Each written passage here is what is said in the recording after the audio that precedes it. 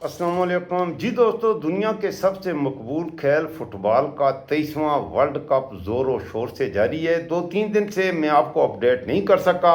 आज मैं ताज़ा तरीन जो पॉइंट्स पोजीशंस हैं, कुछ अपसेट्स भी हुए हैं, तफसील के साथ आपकी खिदमत के लिए हाज़िर हूँ। आपका अपना डिजिटल प्लेटफॉर्म, आपका चैनल, मैं आपका अपना तारिक खान, सलाम कबूल कीजिए। फीफा वर्ल्ड कप की तारीख में यह पहला मौका है जब 3 ममालिक अमेरिका, मैक्सिको और कनाडा मिल के होस्ट कर रहे हैं। रिकॉर्ड 48 टीमें हिस्सा ले रही हैं, जिन्हें 12 ग्रुप्स में तकसीम किया गया है। अब तक दो दो मैचेस तक सब टीमें खेल चुकी हैं, तो मैं आपको एक एक मैच अभी ग्रुप्स का और खेलना है और उसके बाद नेक्स्ट राउंड में कौन सी टीमें जाएंगी। कुछ टीमों की तो काफ़ी हद तक वाज़े हो चुका है कि वो फाइनल में जाएंगी, और कुछ जो हैं वो अभी दरमियान में लटकी हुई हैं। तमाम ग्रुप्स की ताज़ा तरीन जो पोजीशन है वो मैं आपकी अगर खिदमत में रखूं तो ग्रुप ए की पहले बात करते हैं। ग्रुप ए में मैक्सिको, जनूबी कोरिया, जमहूरिया चेक और जनूबी अफ्रीका की टीमें शामिल थीं। इन तमाम टीम्स ने 2-2 मैचेस खेल लिए हैं। मैक्सिको ने 2 मैच खेले हैं और दोनों ही जीते हैं, लिहाजा मैक्सिको नेक्स्ट राउंड के लिए आप समझ लें क्वालिफाई कर गया।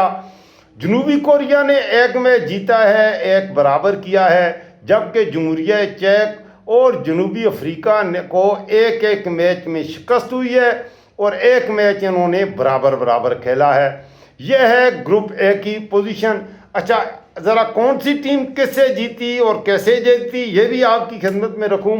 मैक्सिको ने पहले मैच में जनूबी अफ्रीका को शिकस्त दी थी 2-0 से। जनूबी कोरिया और जमहूरिया चेक के मैच में जनूबी कोरिया 2-1 से यह मैच जीता था, और चेक रिपब्लिक और जनूबी अफ्रीका का मैच बराबर हुआ था, जबकि मैक्सिको ने जनूबी कोरिया को 1-0 से अपने मैच में हरा दिया है। अब 1-1 मैच बाकी है इस ग्रुप में, जमहूरिया चेक और मैक्सिको का, और जनूबी अफ्रीका और जनूबी कोरिया का। अगर आप देखें ग्रुप बी में होस्ट है कनाडा, स्विट्ज़रलैंड, बोस्निया और कतर। ये ग्रुप, इसमें कोई इतनी तगड़ी टीम मेरी ना ख्याल में तो नहीं है। अच्छा, इसमें ग्रुप में मुझे जो नज़र आ रहा है कनाडा और स्विट्ज़रलैंड क्वालिफाई करेंगे। अब तक के होने वाले मैचेस में 2 में से 1 मैच कनाडा ने जीता, 2 जीते, 1 जीता और 2 बराबर खेले, और स्विट्ज़रलैंड ने भी 2 में से 1 जीता और 2 मैच उसने बराबर बराबर खेले हैं, इक्वल हुए हैं। यह ग्रुप इतना तगड़ा नहीं है।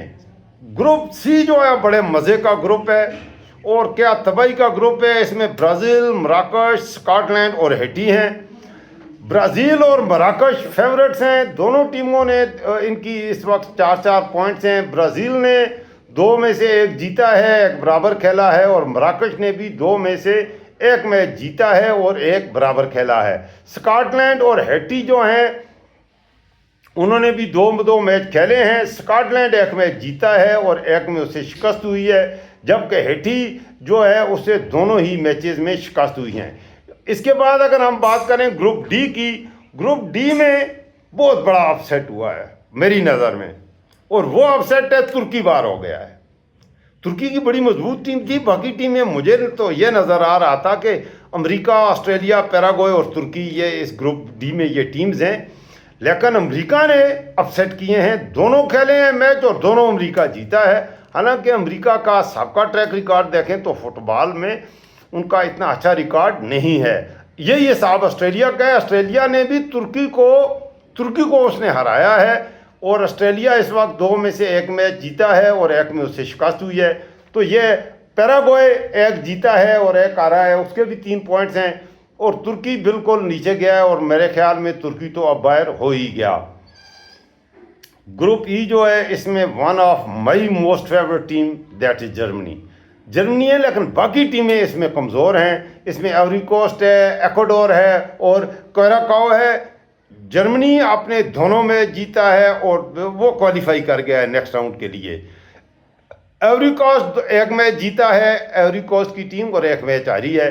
तो जर्मनी और आइवरी कोस्ट मेरे ख्याल में ग्रुप ई से क्वालिफाई करने की पोजीशन में है। जर्मनी तो खैर क्वालिफाई कर गया है।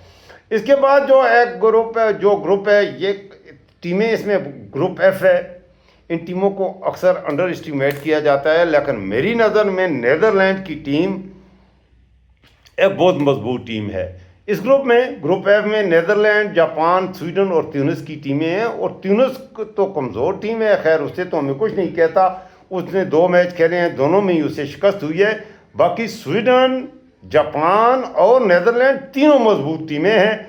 अच्छा, नीदरलैंड ने 2 मैच खेले हैं और जापान ने 2 मैच खेले हैं, और 2 में से दोनों ने 1-1 मैच जीता है और 1-1 मैच बराबर खेले हैं, जबकि स्वीडन 2 मैच खेलकर 1 जीता है और 1 में उसे शिकस्त हुई है। इस तरह वो तीसरे नंबर पर जा रही है।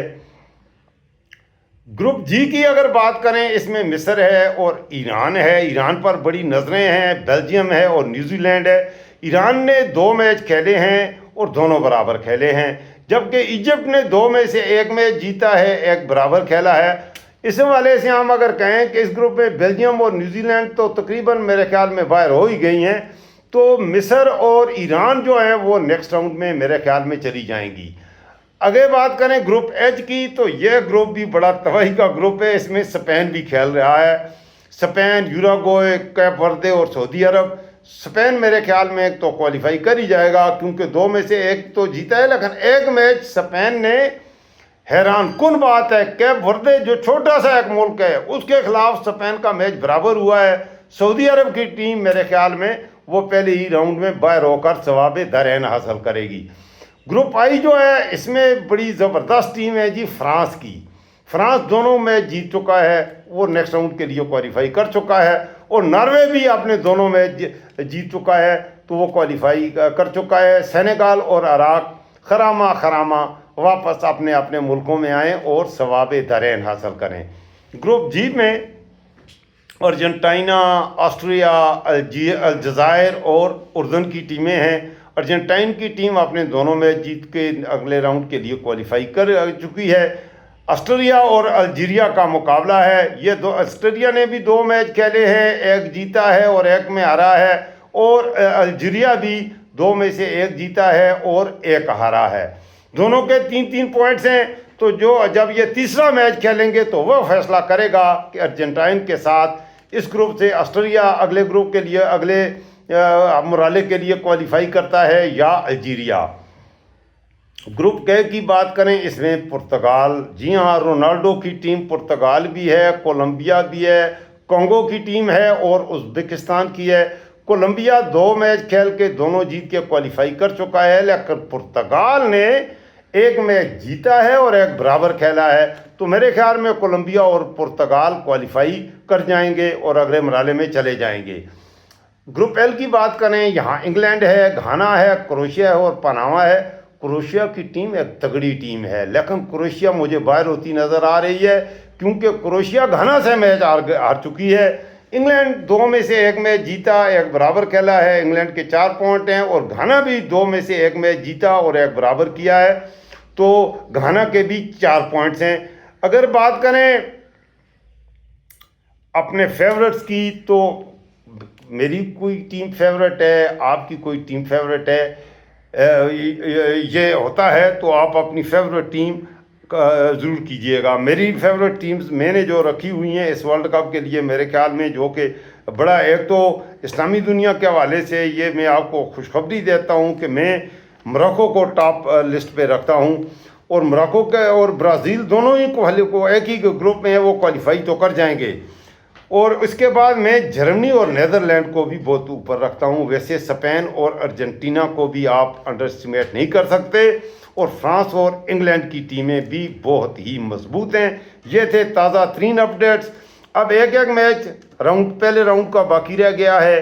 यूँ ही सब टीमों के 3-3 मैचेस हो जाएंगे और पता चल जाएगा हमें कौन कौन सी टीमों ने अगले मरहले के लिए क्वालिफाई किया है। तो इंशाअल्लाह मैं आपको अपडेट करता रहूँगा। आप ज़रूर ये फीफा वर्ल्ड कप के हवाले से, मैं तो वैसे सियासत पर बात करता हूँ, लेकिन स्पोर्ट्स के साथ मुझे बड़ी दिलचस्पी है, और ख़ास तौर पर फुटबॉल का फीफा वर्ल्ड कप हो तो उस हवाले से पूरी दुनिया ही इस वक्त वो सबसे बड़ा जो इवेंट हो रहा है इस वक्त, दुनिया की लोगों की तवज्जो जंगों से हट गई है और बाकी दुनिया की तवज्जो दुनिया के मुख्तलिफ मुल्कों डिस्प्यूट्स हैं उनसे हटी हुई है।